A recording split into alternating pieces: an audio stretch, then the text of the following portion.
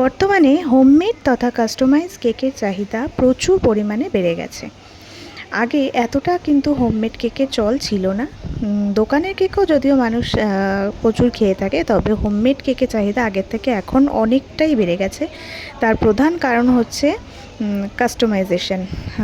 নিজের মনের মতন করে কাস্টমাইজ করে নেওয়া যায় হোমমেড কেকগুলো।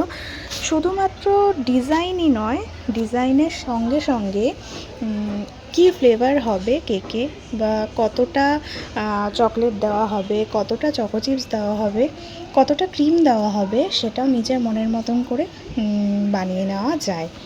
এমনকি তাছাড়াও কেকে কতটা মিষ্টি হবে, বা কেকটা সুগার ফ্রি যদি করা যায় সেটাও করে নেওয়া যায়। তো সেই কারণেই মানুষ এখন হোমমেড কেকটাকে বেশি পছন্দ করে থাকে।